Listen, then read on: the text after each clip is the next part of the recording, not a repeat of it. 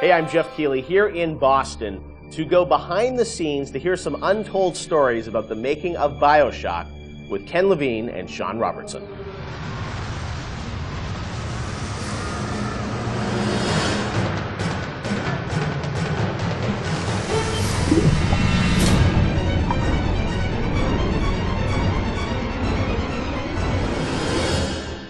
Let's talk a bit about the theme and setting of BioShock, Rapture. I think a lot of people, when they played the game for the first time, Ken, they wondered, how did you even dream up this place?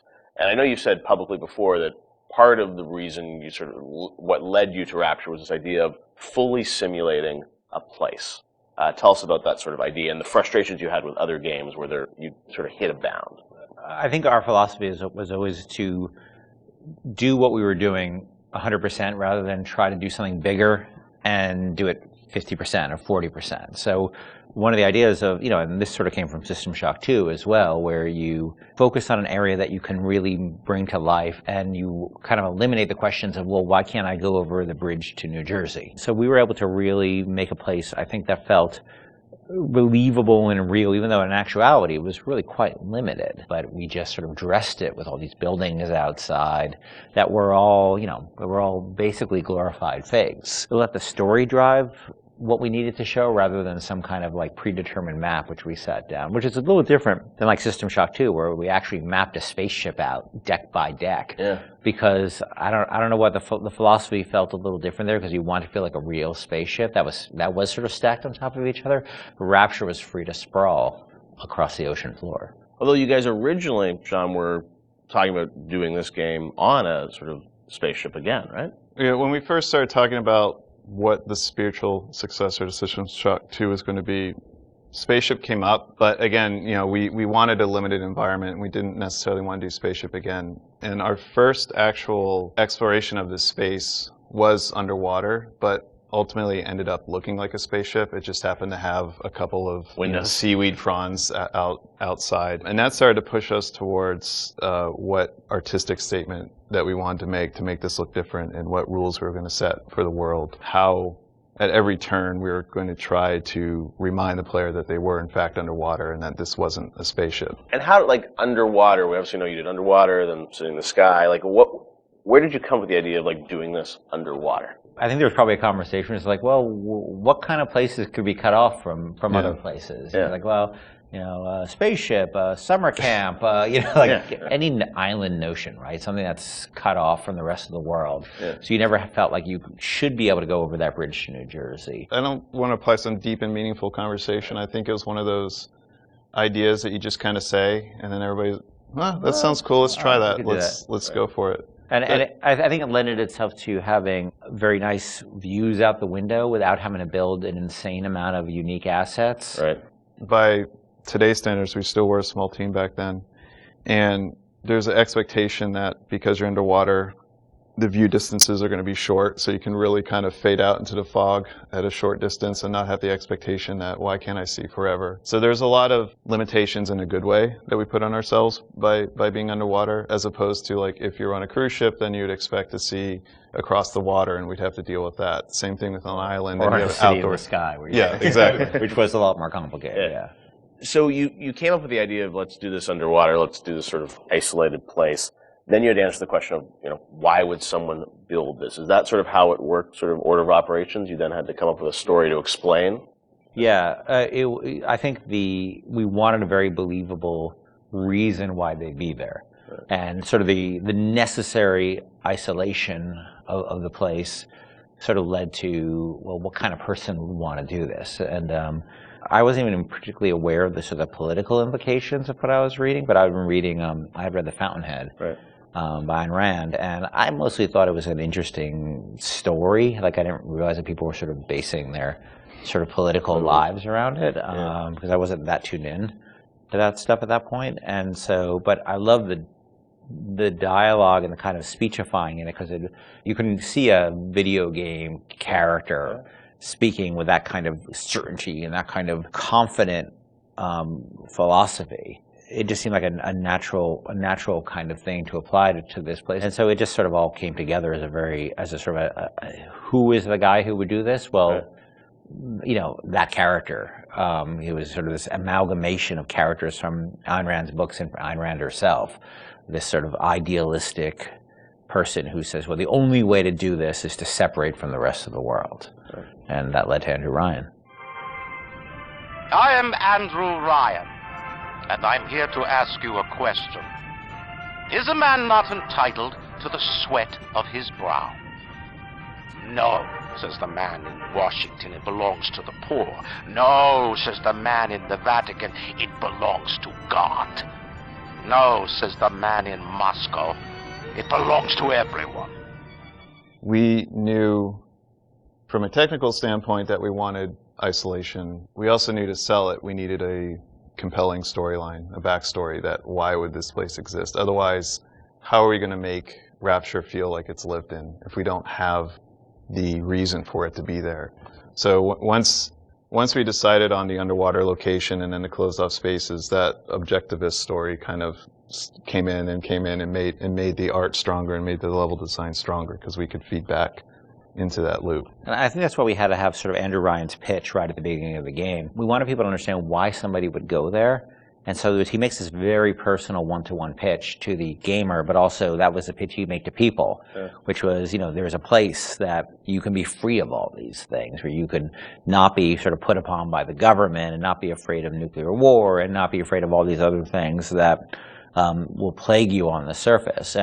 We wanted that pitch to sort of resonate and make sense, because that's otherwise by the time you got there you'd be like, well, this place is just fantasy, nobody would ever come here. And that the beauty of the place also was also tied into that. It had to be a very attractive proposition, or people who would believe that people would go leave their lives and go to the bottom of the ocean. I'm sure in some ways you had to convince the team and enroll them in your sort of vision of who this character was going to be and what the setting was going to be. How did that work, Sean? I mean, did Ken come in and say, hey, I've been reading these books, and I think we could sort of... I believe he just came in one day on a horse and said, Ayn Rand, everybody read The Fountainhead. Exactly. I bought 30 copies of it. Yeah, I think, here's a 2,000-page book or something. Yeah. Go read it. And it really is more organic. Like I said, we knew that we had this location, and you struggle to fill it with stories, and you struggle to find meaning of why does this place exist?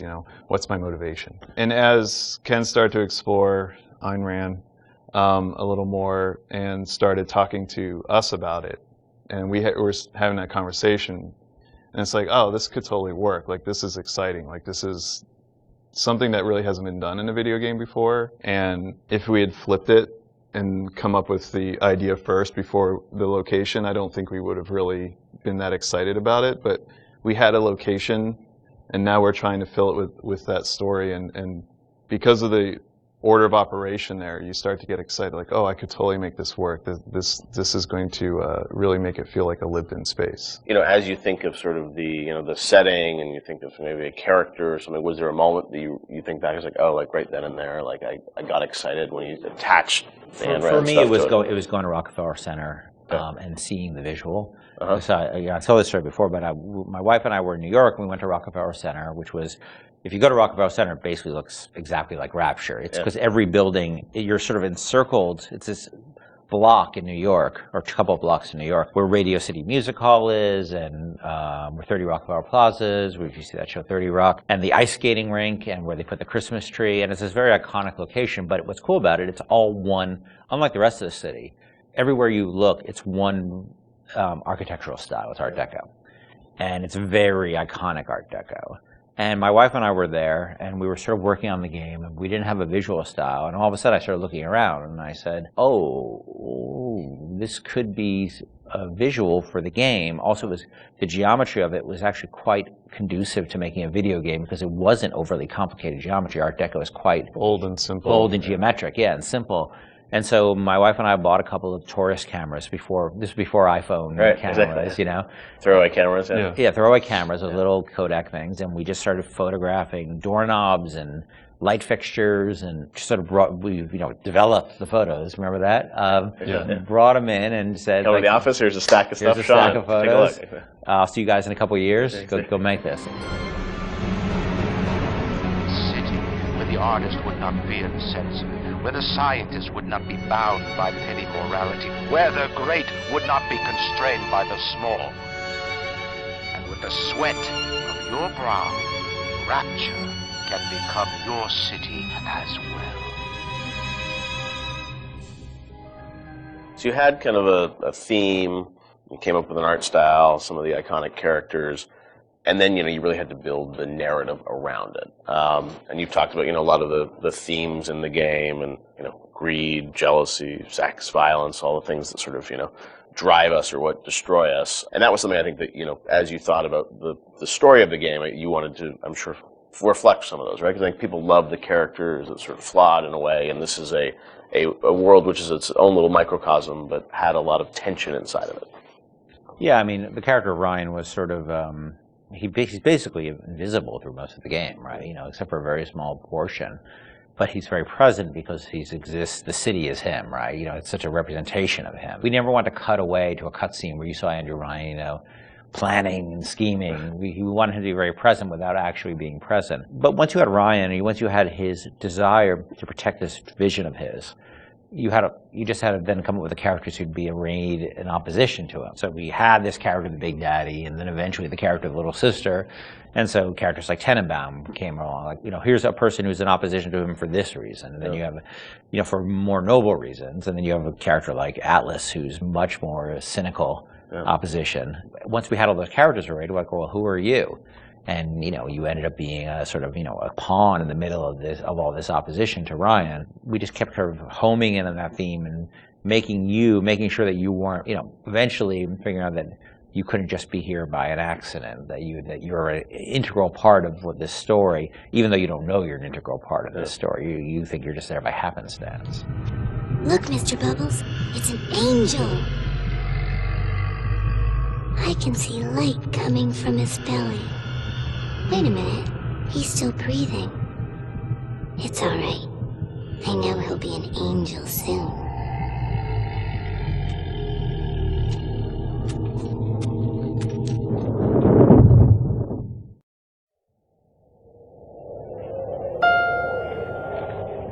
From the moment you boot up BioShock, you can feel the story grab hold of you. A plane crashes at sea, a mysterious lighthouse, a sprawling city beneath the ocean.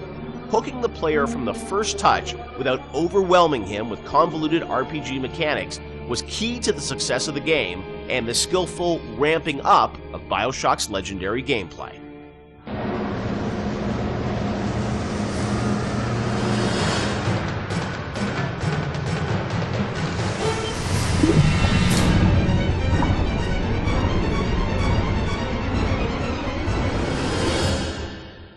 BioShock has an amazing opening sequence that I can't imagine the game without it, with the plane and sort of the crash. But I understand that didn't come online until like the very end of development. Sean, is that true? We had a couple of really depressing playtests. We had built all these systems. We thought we were doing a good job of like giving basically people a playground to play with and things to do. And when we had a playtest, we didn't realize how bad of a job we were doing in exposing those systems to the player, because we were so in these systems and in our own heads, we had no idea that we just weren't facing them towards the player at all. So after that playtest, we took a long, cold look at what we were doing and realized that we had to we were confident enough in the systems that they were going to be fun and meaningful to the player, but we really had to think about how we were going to introduce these systems to the player, and in such a way that they understand why the systems were there. Like, you can't ship a README file with the game and expect people to read it. Like, it has to be part of the experience. So the challenge is, how do you introduce people to these systems, but do it in such a way that it fits within the narrative? So we had to integrate all of these things into the story cleanly so that the player felt like it was one smooth experience. And I think the zap 'em and whack 'em thing was one of those. And the 1-2 punch. Yeah, the 1-2 punch that came out of that. The plane sequence at the beginning, I heard a story that like a programmer put that together in like a day or two, and it was a very last minute thing, right? So we had done a focus test, and we it was one of the most depressing experiences of my life, because we were very close to being finished, and it was basically giving people what essentially became the demo, and people played it, and and it was in Boston, and we were sort of behind these glass windows, all these sort of Boston guys, like, this is a wicked piece of shit. You know, they hated it, and they were making fun of it, and they were saying, it's like watching some guys and dolls getting, beating each other up, and it's the stupidest thing they've ever seen. And we thought we were in pretty good shape at that point. And I remember the focus test guy was like sort of like a doctor giving me the bad news. Sorry, Ken, you better get your affairs in order. Right. And we all came into work the next day, and we were like, what are we going to do? And we were all pretty depressed. But I think we started talking. And as we talked, we started thinking about, what are they saying to us? What are these people saying to us? We think there's something there. How are they missing it? And we decided that maybe they didn't understand who they were and who their role as a character, who their role in the world was, because the game at that point started with you in the ocean, floating in the ocean after the plane crash. And the crash still was in the fiction, it just wouldn't show. You just didn't see it, so you didn't have the voiceover saying, my parents always said I was going to do great things or whatever that. They didn't show the plane crash. We didn't establish a time period. Because the plane is critical to establishing. You're smoking a cigarette. It's very 1960s looking. All that stuff was established. It wasn't established. So we decided we had no time and no money and so we sort of came up with a script. I wrote some lines, a line, I think. Nate, one of our artists, recorded the line. Steven and Sean and those guys got to work on building this very simple sequence, which was simple. Relatively simple sequence, and then the plane crash actually happens over the BioShock logo we already had, but we wrote a radio play behind that with altitude of the crash, and that I think set the emotional, and the people screaming in terror on the plane crash, that set the emotional tenor much better and explained who the player was, and all of a sudden we released. Then I think the next real encounter we had was people playing the demo, public encounter, and all of a sudden it was a very different experience. No, I remember even back in the day, I think we did a thing on TV where you kind of talked about it, and it was like that night, and I remember that night, like people on the forums were just like going nuts. And even though the game had a lot of press attention, when people finally got to play it and go through that sequence, I just remember there was this mass sort of excitement around it, and then the game shipped only a few weeks after that, right? Or a month after that? A week later, or a few days later. It's amazing, like now, to hear that, literally like a month before the game came out, the plane sequence came online or something. I mean, it was that late. Right? Well, we still had to go through certification and all that. So it's within, It wasn't far. It wasn't far. It was really last minute, and it was one of those things where you really shouldn't be putting in content that late. Yeah. But we felt we were so close to having something good that we just rolled the dice on it, and we worked really hard on it. We worked really hard. I remember how much time I spent on just that recorded of altitude. I could still hear the different version of that in my head. There's been so much time on that stuff, and these guys were working on getting the animations right, and the scene was shot in engine, but we decided to pre-render it so that we had to do less QA on it. Right. It wasn't going to be some weird streaming error or crash error. Wow. It was just we're just going to show the video. Yeah. And it's interesting because once you start in the ocean, we had this experience of testing a lot with the water effects and how beautiful Steven's water effects were. People didn't realize they were out of a cutscene at that point. And so they would just sit there and stare, and then they pick up the controller. And they pick up a controller, and all of a sudden they realize they were controlling things. But that, as Sean said, that part of the plane is not actually interactive. It was done in the engine, but we just filmed it.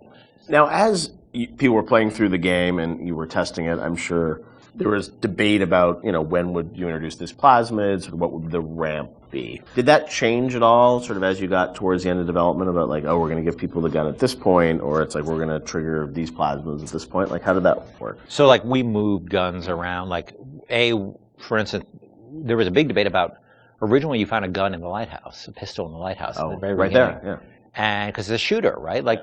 What the hell? And we had a lot of debates about it, and I feel that it was important that we didn't do that, because the fact that you sort of go through a lot of the experience without having the distraction of a gun is important to getting you immersed in the world. Because when you have all you have is a hammer, everything looks like a nail, right? But you don't have the hammer, so you just sort of had to take in the world and have that feeling of fear. And I know when you saw that splicer bounding around on the ceiling, that you couldn't do anything about it, and that had even though that's those are those moments, right? I remember when I played Unreal for the first time, where it's you're trapped and there's a monster and you can't do it, and the lights go out. It's that's the moment with the splicer where you're I want to do something but I can't, and that evokes an emotion.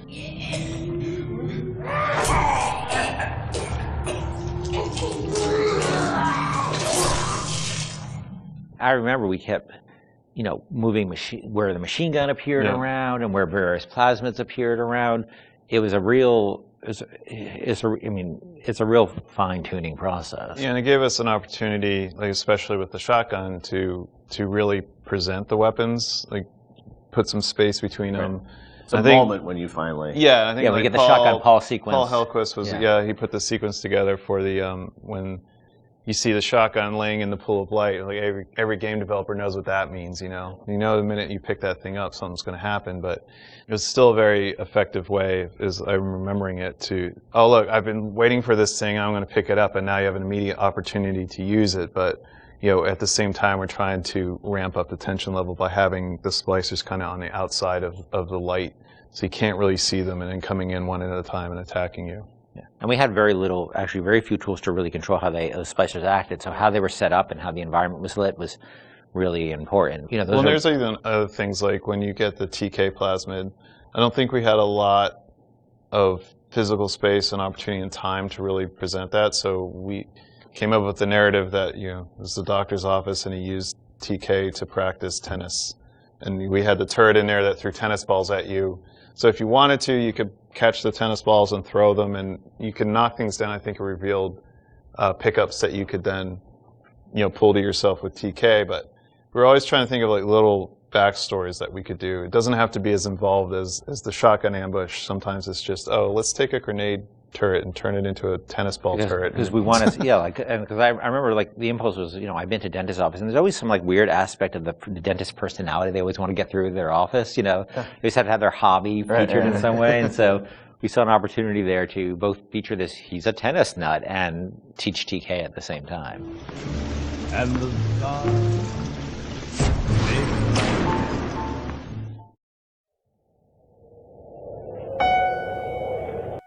Rapture is overflowing with memorable locations and set pieces. In developing a world that feels organic, lived in, and functional, Irrational managed to create a space that feels perfectly suited to the story and action that takes place in it, which begs a question: did the plot shape the location, or did the plot fit squarely into a world that was already established?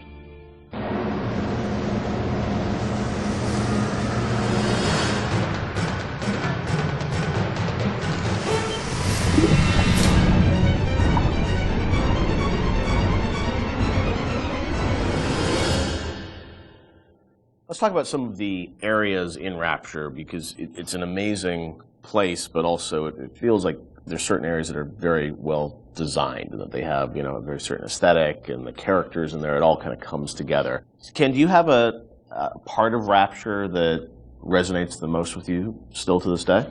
I think the opening is always going to be the most important to me, because it's we spent a lot of time there, and it was all, for me as a challenge, as a narrative guy, is sort of how do we set up a very complex series of events and a very complex notion, and all this, Andrew, with so much to tell, Big Daddies and Little Sisters and Andrew Ryan and the time period, and do that all without cutscenes.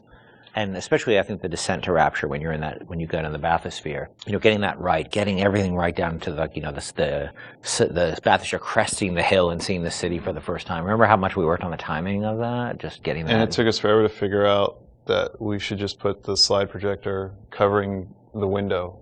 Again, in hindsight, it seems like such an obvious choice, but we were really trying to figure out, how are we going to tell this story of Ryan, and then reveal, so you can see the city beyond the hill. And also, we didn't have to show the whole transition going down to the bottom of the ocean, because the whole screen was covered. Spoiler alert. I think that's the part that will always be near and dear to my heart. Yeah, for me, it was Kashmir. Yeah. That was one of the first... The restaurant at the beginning. Yeah, the restaurant at the beginning, because it was really the first art box that we created that was Rapture. We created spaces before that weren't really hitting the Art Deco look. Scott Sinclair had just started, and he built that, designed and built that statue of the Atlas with the world on his shoulders that was in the middle of the room. And Mauricio had done some concept art for us of that space. And once we started putting everything together and getting it into Engine, and actually walking around it and seeing those giant windows off to the side that just showed the seascape and really drove home the fact that you were underwater. It was the first time really all the elements started to come together. And we had built a bunch of stuff, and we actually stepped back and said, we have to just get one room right before we go any further, because we weren't getting it right.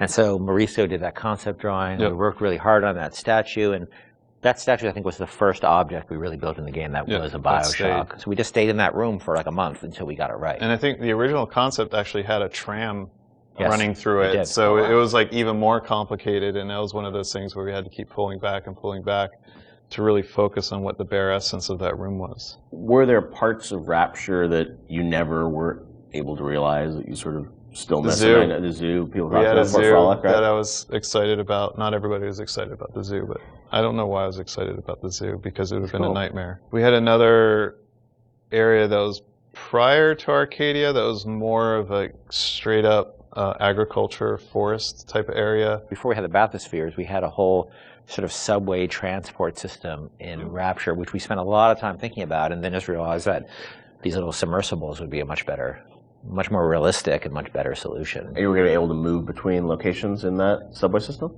Yeah, much like the bathyspheres, but they were much more integrated throughout the space, and we really want to support them. And we just realized it was not really relevant to what we were doing. Were there certain locations or areas where you knew a certain narrative point, needed to happen? Like you look at, the reveal of sort of Atlas's true motivations. Like, was that like, oh, we've got to do it this level because it fits the story? Or was it more that you sort of like, you had the game laid out in a certain order and you just layered the story on top of it? I think the big one I can think of is that you encounter Ryan in his sort of like that he would live in an area of industry. Okay. So he lives in this very industrial area because that's where he would feel most comfortable. And that we wanted his office, his lair, to sort of be not in some residential zone, but where he wants to wake up and smell the grease fires and the machines and the smoke. That's in his lifeblood. Industry is his lifeblood. But it also had to be very theatrical. Like if you look at it now, it doesn't look like an office. You kind of know it's an office because the story is telling you that. Set, yeah. And we had some old technology that was laying around in the game that would control environment settings. So old system that we had would let you do high pressure, low pressure, medium pressure, and those would affect lighting and other like post-process things in the world. And that was a system that was cut, but because the code was in, we were always trying to figure out ways to use it. And one of the ways that we used it was in the Andrew Ryan sequence, because we didn't have a lot of narrative storytelling tools. We were basically switching the atmosphere to get all the lighting changes. So whenever a light changes in that scene, we're telling the game that the atmosphere is changing. And then the preset atmospheres come in and shine the spotlights on them or bring up the house lights when we need them to. Because very, very early on, you could change the pressure in the areas, and that would change how explosions worked and all this stuff like that. And we just couldn't figure out how to make it gettable for the player. We couldn't make it feedback, but we still had all those. That moved a lot of levers in the game, so we still had the system. So we used it for the sort of theatrical cues of the, very theatrical cues of Ryan appearing, the lights going down where you are, and the lights coming up where he is, because the engine didn't have those tools by default. The assassin has overcome my final defense, and now he's come to murder me. In the end, what separates a man from a slave? Money? Power? No. A man chooses. A slave obeys. And there was a great sense of sort of artistic progression as you went through the game too, and that each level had its own sort of voice. Was that something that a lot of games as they move further in development, it's like, oh, we sort of ran out of time. We it's like we're just going to sort of repeat this and change the color palette. It felt like, for the team, it was very defined from early on that you wanted each sort of level, which they were levels back in the day, to feel distinct. Yeah, we had sort of experimented with that back on System Shock 2, back when every Doom level looked pretty much like every other Doom level. Because they were just working on the same set of assets. We decided with our very rudimentary tools in System Shock 2 that we would progress with color, and every deck would feel different from a color standpoint, even though most of that was lighting, or textures, nothing really more. But we had the tools to actually, sort of theme levels. I think a lot of this goes back to, I think my first memory was actually from when I was 1 year old at the Montreal World Expo. Remember when you were 1? Well, I remember being at something at this World's Fair, which I didn't realize I think was in 1967 when I was 1 year old, a little over 1 year old. Wow. And I was on a theme park ride they had and I remember being at this thing where a big bat flies out of this sort of thing and comes up. I don't know why I was a 1 year old was on this ride. I'm not sure, sort of a haunted housey kind of ride. And I remember loving it. And I think that stuck with me. So the notion of sort of theme parky themes and settings, and Disney World does a great job with this. You can go to Disney World, they theme areas. So themed areas are something that always resonated with me. And BioShock sort of always has had this notion of feeling of theme in different areas, much more than the real world has. Like you walk from building to building, most of them you can't really tell them apart. You walk from walk from a floor of an office building to another floor. It's not going to look any different, but we always felt that was really important. And there's also, I mean, if you look at SWAT 4, saw some early experiments with this, especially like the serial killer's house level in SWAT 4, which is probably one of the most dense levels that we ship, but you were trying to tell a specific story with that. And going straight into BioShock and using the same exact engine that we're using, and we were very comfortable at that point with how the engine worked and how to art up these rooms, gave us a leg up when we sat down and really thought about what stories are we specifically trying to tell. And one of my favorite anecdotes from this time period is with Sander Cohen. I think it was Nate Wells and Stephen Alexander sat down one night, and they came up with a backstory for every dead body that you find in that space, and then they told that story with the props that they could. Even if it was just like, this guy crawled 3 feet and then shot himself in the head because he was sad about something, you know, they put those marks in, maybe put a picture next to the guy, and then he shot himself. So they really like did their homework and tried to add, you know, the backstory for everything that you're going to find in that space. I've got Atlas's goons hitting us non-stop and 2 dead mechanics just this week. We need to control costs. If I wanted to deal with amateurs, I would have stayed on dry land.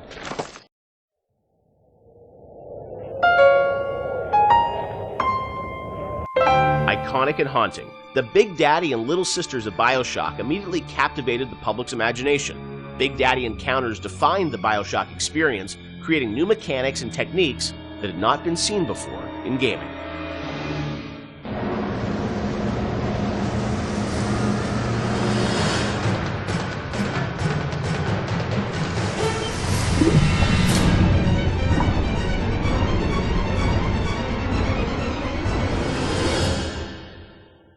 So Big Daddy, Little Sister, such an iconic moment or series of moments in this game. I'm fascinated about how that got layered in, because we talked a lot about the setting and the tone. That is still, to me, you know, a mechanic that I remember was very unique about, you know, choosing to engage the Big Daddy and being a fight that you know is going to be very aggressive and different than a, you know, traditional boss fight. I know you had an idea, Ken, of sort of 3 different types of AIs interacting in the same world.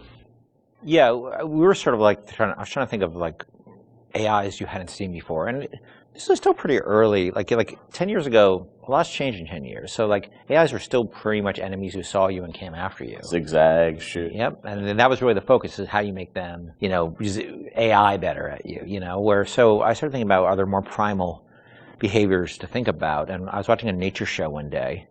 You know, it's typical nature shows, and it's like observe the mother tiger taking care of her young, you know, one of those kind of things. And I realized that we don't even need a narrator on those shows. We understand certain behaviors just by looking at them. They're very primal, like somebody protecting their young, the predator-prey behavior. Those things were you don't need dialogue for that. And AIs at that point, we didn't have the ability to do a lot of sort of, you know, smart AI. Yeah. So I said, what if their behaviors are just very primal, and we can model those behaviors? So aggro rules is something we knew we can model, right? You know, how does an AI aggro on you? What are the rules for that? Could they make a aggression display rather than just attack?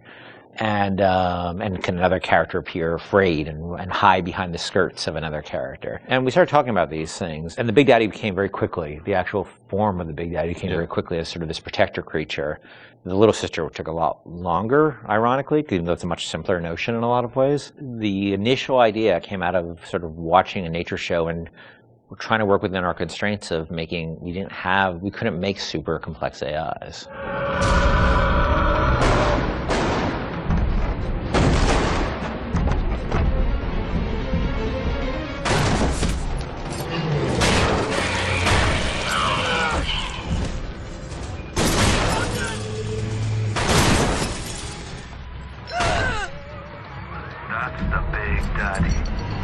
counters on him. He keeps her safe.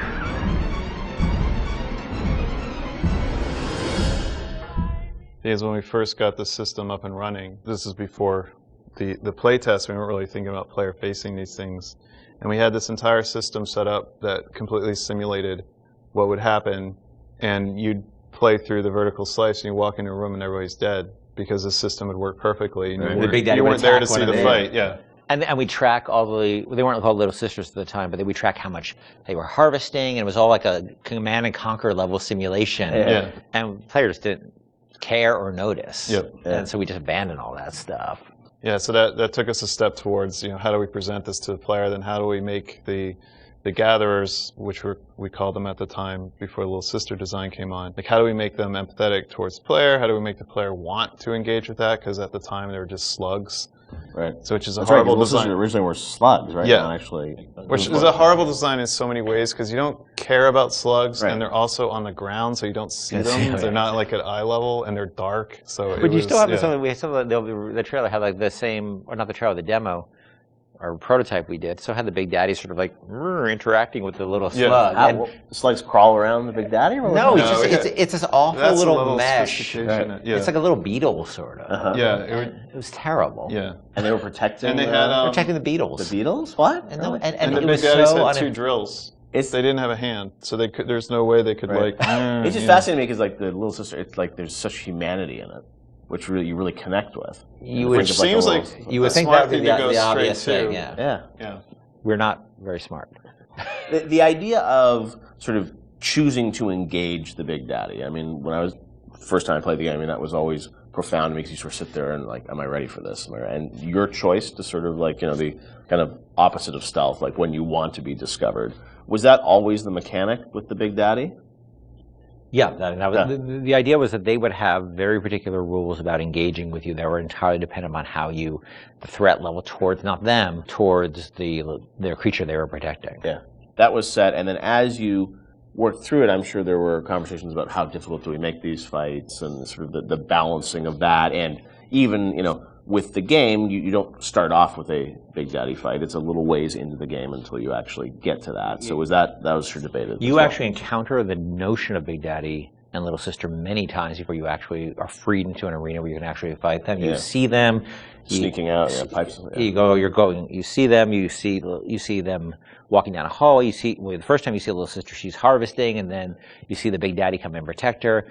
And we realized it was 4 or 5 sequences we had to do to set the stage for these characters. And look, we were hoping they'd be iconic and people would respond to the way they did, because we certainly spent energy on them with the expectation that they'd have an impact that we really just as easily could have turned out that nobody cared. I think the actual very first time, and not a lot of people see it, there's a Little Sister in the vent in Kashmir restaurant. That if you're looking in the right direction at the right time, you'll see her looking at you, and then she'll disappear into the vent. It's the eyes. No, right? it's the actual mesh. Is it the mesh? Because it was easier to do that Right. than new eyes, but yeah. No! No! No! No!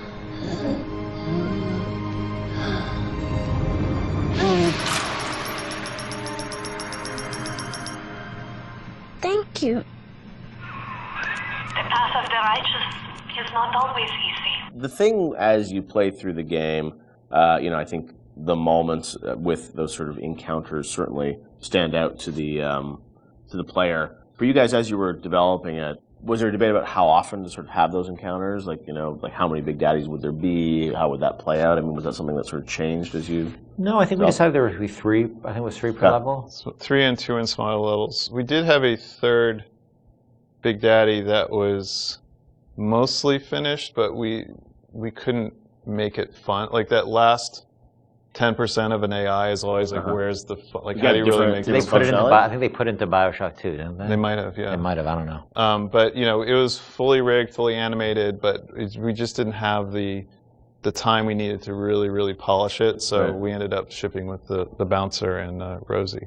Hunting the Big Daddy, that demo was a huge moment, I think, in the game's kind of marketing campaign. And that really, I think, sold the tension of that battle. When you showed that, did the entire game feel like that, or was that really more of just like a vertical slice of what you wanted the game to feel like? That at that point was more we wanted to feel like, because the Big Daddy had a lot of problems at that point. But we were confident we could do that. Like, we want to make sure that was an experience we could deliver on. And it was like it functioned, but it would do really weird things. Like, it had this tendency at the time to, if you did the wrong thing, that it would turn into basically a super ball and start like a tiny little super ball. The Big Daddy would go, turn to a super ball and start bouncing off the ceiling and walls like a million miles an hour. Do you remember why you did that, or what was going on? I'm sure it was some physics bug that And so that actually happened. Sometimes we were doing the demo, and Joe Falstick, who was the guy running the demo with me in Barcelona, was very good at making sure that he turned away from the Big Daddy. Like, oh yeah, I guess we killed the Big Daddy. He must be dying over there. But so all things were functional, but they weren't really. They didn't have all their bells and whistles on yet. It was really good for us because it sort of gave us some confidence that people would respond to just the notion of watching Little Sister and biding your time and choosing your moment. Well, it gave us confidence, but it also gave us a tool that the development team as a whole could gather around and say, we want to make it like this. Like, yes, a lot of elements in that demo were scripted, but they provided a framework for us to go back and how do we make that so it's not scripted? How do we make this robust enough so that the player can actually use these systems? Yep. So it was something that we could point to and say, all right, how are we going to do this? Like, let's break it down and let's figure it out. And that was like in September, and actually the game was done in February, March, so we weren't that far off. Yeah. A lot went into it in those final months. But it was a big confidence boost for us because we thought it was the most important thing about the game, besides the world, was this sort of Big Daddy, Little Sister concept. And if people didn't care about it, it would have been a problem for us because we spent a lot of time on it.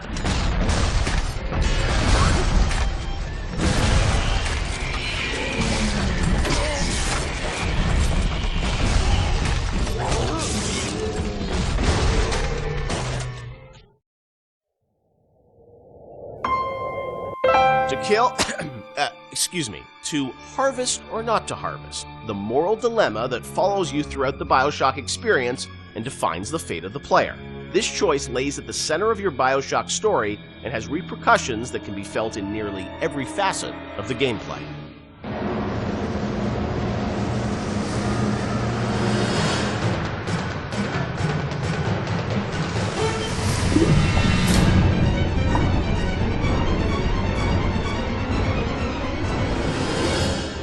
Part of BioShock's lasting legacy, of course, are the Little Sisters and this moral choice that presented itself to the player.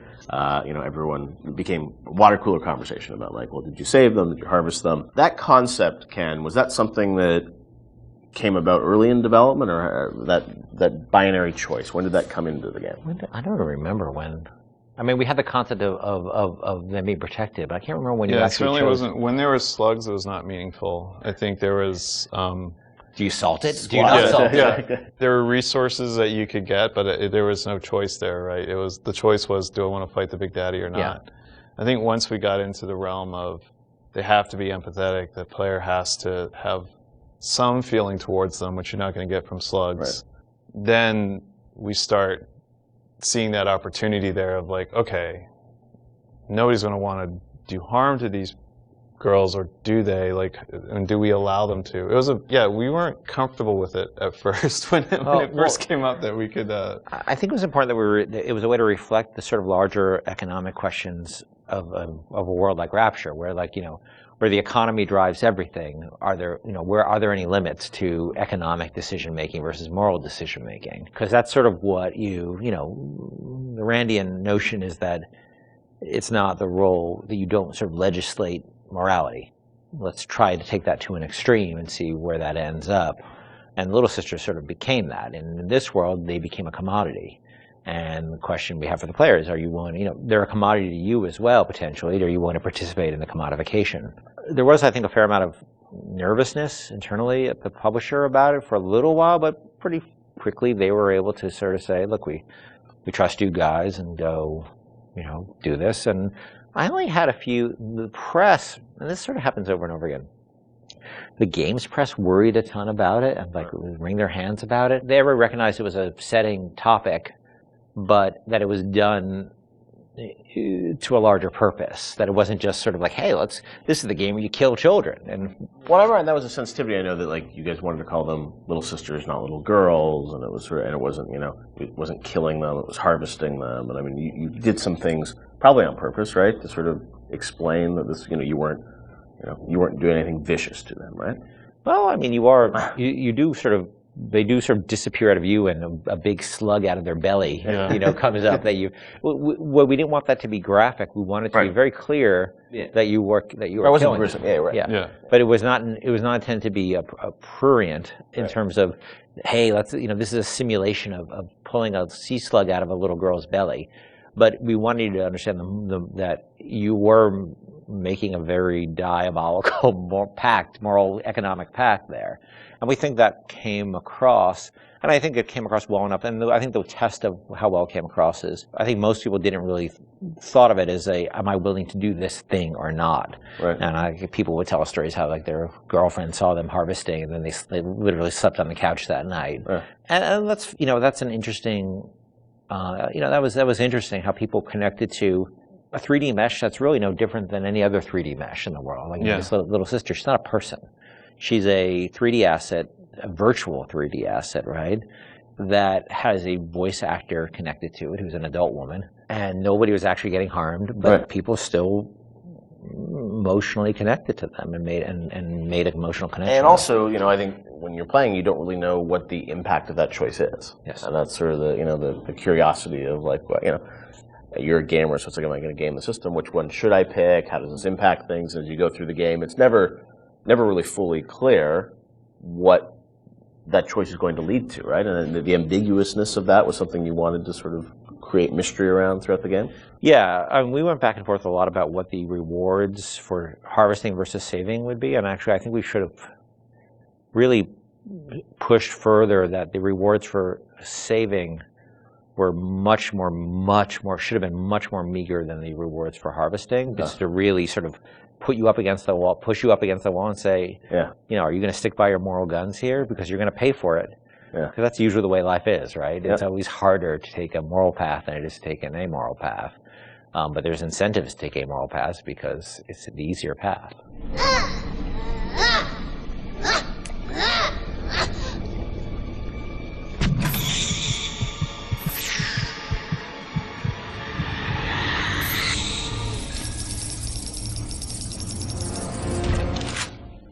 As you play through the game, eventually you get to the ending, and as we know now, there were sort of two endings that were affected by that choice. And that was something at the time, I know you said publicly that you weren't in favor of sort of having two endings. Was that in part because, you know, the game is about not having choice, or did you think that, you know, the two endings were, I don't know, like, I'm interested for narratively, like, why you didn't want to go that path? It seemed forced, given that the game really sort of almost made a joke, I mean, a meta commentary joke about the lack of agency in games, the lack of meaning of those choices, given that you have these two endings. I guess you could make an argument that, well, you were free, you were given choice of the, you know, once Ryan's dead, and that's really what it's about. But I think we also didn't really have enough time to execute on those super well. I was pretty happy with how the happier one came out, you know, with the sort of little sister focus, but it's a much more subtle story than I would have time to tell about your slow descent into, you know, moral chaos and dissolute living and all the things that sort of come along with a life that is sort of separate from a moral structure. It's a long story. And that's what I mean, you were just switching a cutscene. It wasn't like you were doing sort of a whole other level that was different or something. So the choice was... There's two cutscenes with very tight time and economic Or constraints. just start a nuclear war. Yes. And that's not... You know, you're a nice guy, or you start a nuclear war. And because we had so many problems on our plate, that was something I had to sort of do in the spare time. So I was pretty happy with one, but not very happy with the other. I know you had said publicly before that there was another sort of more ambiguous ending that you had originally planned, or what would you have done? There was a notion of an ambiguous ending, which if I just wrote one, I would have found a way that would just talk about the moral ambiguity of the world rather than the sort of, you know, positive or negative, because it is such a, look, I think we really tried with BioShock not to sort of make a game about good and evil. It was really about circumstances and what circumstances lead people to, right. and how they delude themselves with ideology to do things that they would think are evil, but it's okay because it's for the good cause. Right. And that's what I probably would have. If I just had one to write, I'd probably focus more on that. You know, how difficult it is to sort of align when you start being driven by ideology rather than being in the moment and thinking about the impact of what you're doing. Sean, you talked to gamers, I'm sure, over the years. Did you ever get a sense of how many people harvested versus saved, and was there any sort of data? I mean, this is before the days where you get telemetry and data on like what people picked and whatnot. Yeah, I mean, anecdotally, it seems like more people saving Little Sisters. Although, I have a few friends that are. I just harvested every single one. I wanted to see what happened. So I mean, I don't know if that was more, the game developer and them trying to see, what would right. happen, but certainly for the most part, I think most people, which I guess is a good thing. It means that maybe people are good at heart. They kind of feel bad. They want they want to save the Little Sisters. So, yeah, I'll say it. The needle sways towards the green there. Time for bed-bye, Mr. B. Hurry, hurry, Mr. Bubbles.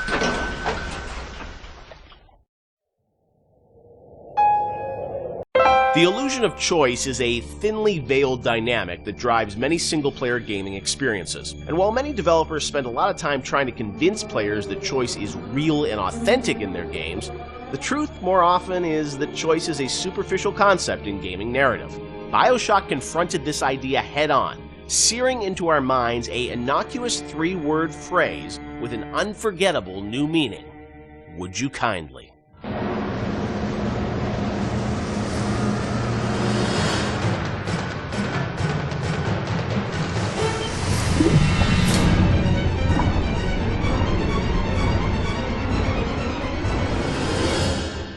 Of course, one of the most memorable moments in the game is the "Would you kindly" phrase and the reveal of how that's been motivating the player throughout the entire game. It's still, to me, one of the most classic kind of narrative moments in games in the past decade. What's interesting about that phrase is that it didn't always start like that. Can you tell us sort of about the evolution of sort of the conditioning of the player? And there was once Excelsior was the phrase once. Yeah, this is. I'm trying to recall some of this. So we had the idea, because we had the Andrew Ryan scene very early, and we knew sort of all the events that would happen. There were phrases before there was "Would you kindly." The notion existed and what it meant and what it was, but we didn't actually have the phrase "Would you kindly" until later. So we had a bunch of terms we threw in there. And like Excelsior was it for one point. That's probably comes from my Stan Lee fanboyism. Was that like so throughout the game? It would have been like Excelsior. Just randomly there are some things when you're making games you just sort of throw in as like, we need Sounds something. Cool we need Why don't you something head here. over there, Excelsior? And then it sits there for a year. Right. And then all of a sudden you kind of forget it's not good, right? And then until somebody comes along and says, dude. Seriously? Yeah. What's Or you Excelsior? meant it to be like a stub-in. You never Right. meant it to actually gain traction, and then you're like, oh crap. But that sense of some phrase or word being repeated throughout the game that you wouldn't really realize its meaning until later, that was there very early on. Yes, yeah. And the fact that you would have something that seemed like a non-thing and then came back at you like a freight train later on was there from pretty early. Sit, would you kindly? Stand, would you kindly? Run! Stop! Turn. A man chooses, a slave obeys. So that phrase evolved, but talk about that, the sort of meta-narrative of, being in a game, thinking that you have a sense of choice and making these decisions, but then obviously realizing that the player ultimately didn't have choice or was conditioned in a way that they would react to that. That was, sort of a new idea for a game. Where did that come from on your side, Ken? I mean, was there sort of a deeper sort of, meaning behind it? No, look, I think I was always interested in the concept, whether it's, Oedipus, not to get too pointy-headed here, but Oedipus sort of thinking he has, I'm going to leave, this city and go to another city because there's been this prophecy about me and I'm going to avoid my fate and I'm in complete control, and then finding out he's not in control at all, to the Manchurian Candidate, which is a story I love about, somebody who you find out is just a puppet living a life of a man, and Fight Club. I always love those kind of stories about who am I and what is my agency in this world, because look, we struggle. I think everybody struggles that. How much do we really have control over, and how much is our boss or parents or whatever telling us what to do. So that seemed like a natural thing for a story, and because it came from movies, that idea a lot, and plays, I don't think it was very. There was a lot of it hadn't been explored in games really, and games are particularly interesting because you feel like you are interacting with us, and you're really being, most games, especially at the time, you're really just being railroaded down a corridor. It's very easy to underestimate gamers, and I think probably I did a little of my own underestimation there, that it would be a little too pointy-headed for people, but people seem to really engage, because it spoke to an experience they had, a struggle as a gamer they've always had, which is like, I want to control, but how much control do I really have in this game? True. And Sean, it was also something that, was a great surprise when you played through the game. And I'm sure even for people on the team, did everyone know that when Ken was sort of doing it, or did it was revealed as people played through it? I think, at some point the entire team knew. It wasn't, it was something that was talked about with a smaller group before, it was brought to the entire team. Early on, when you heard the idea and you just kind of clicks, right? You're like, okay, I totally get this. Did people get it? I seem to remember people looking at me like I was like a lunatic. Maybe not the specifics, and maybe it's the Excelsior, or maybe you're talking about the Excelsior time, but the idea that you don't really have choice, and exactly like you said, you played through how many video games, and everybody's game is going to end the same way. You're going to kill these people. You're going to pass through these checkpoints, and you think you have a choice, but ultimately, the only real choice is stop playing the game. So the idea that we're kind of like taking that on resonated. Now the actual, is it Excelsior, or is it the Latin phrase I forgot, or if it's would you kindly? See, here's how I remember it, and I could be, I could be wrong. Yeah. I can remember being so surprised by the outside reaction, because I remember the internal reaction being completely nobody connected or engaged to it. We worked on it. Yeah. And so I was kind of surprised by the outside reaction, because I kind of thought it was like, as I said, it's a bit academic, right? Yeah. And it could also be a function of we're playing it close to the vest. I could be misremembering it, or it could also just be a function of nobody making the game had the experience of playing it through and getting to that moment. That's what it was revealed to them in advance of really playing it, so it wasn't that surprise. Yeah, they had seen it in all its really half-assed, development stages on the way. Out of order. Yeah, out of order and all that. And it's not really something you can play test over an afternoon, because it takes a little while to get to that point. You need to lack the knowledge about what the game is to be able to sort of have that experience all the way through. I know you guys have talked about the idea of Atlas, the voice actor changing, and it was, I guess, very important that you nailed that actor, right? And you trusted that actor until there was sort of the Fontaine reveal and sort of understanding that.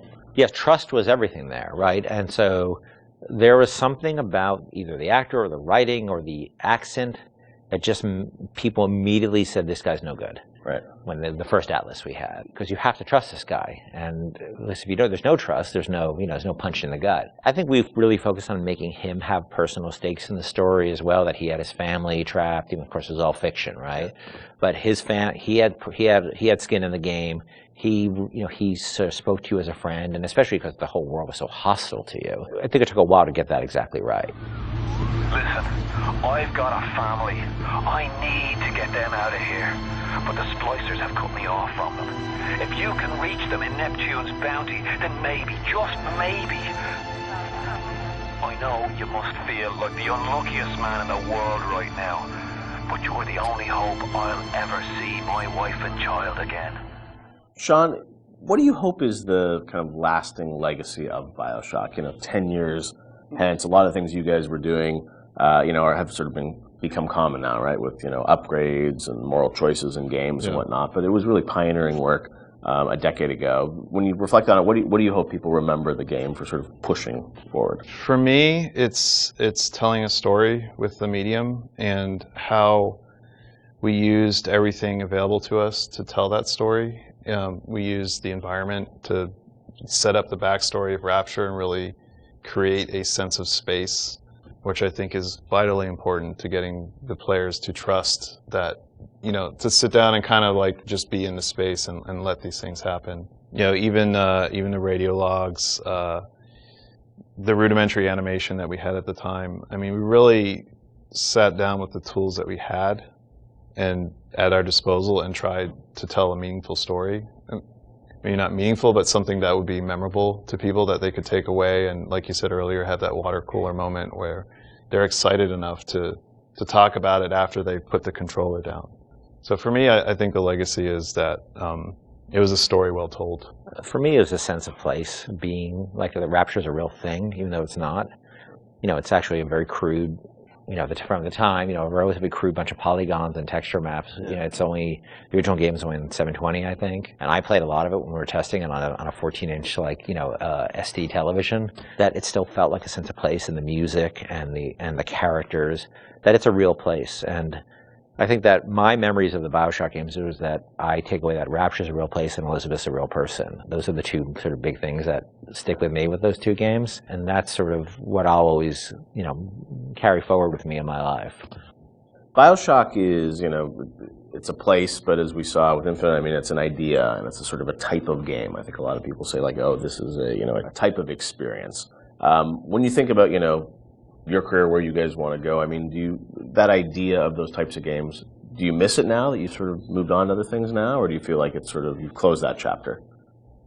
I mean, it's always a part of what you do. Like, System Shock 2 was a part of BioShock, but it wasn't System Shock 2. It was you know, you're growing past that and trying out new things. I think BioShock and BioShock Infinite, and even going back to SWAT 4, those will always be a part of my experience as a game developer and what we're trying to do with the medium. So I don't think it's something that you just draw a line and say, you know, we'll never return, because there's always lessons that you can learn and things that you bring with you to the next project that you're working on. Yeah. I don't think the new game is going to, like, people are not going to be surprised that this game is a new games from us. They're going to see a lot of what we had done before in terms of world building and aspects of storytelling. The goal is to sort of, you know, move away from the you really have no choice kind of thing, and that's a very, very, very, very hard problem which we spent years working on. But we're building upon a foundation of stuff we've done before, just trying to go in a different direction with it. But it's always going to be part of our DNA. City where the artist would not fear the censor, where the scientist would not be bound by petty morality, where the great would not be constrained by the small. And with the sweat of your brow, Rapture can become your city as well.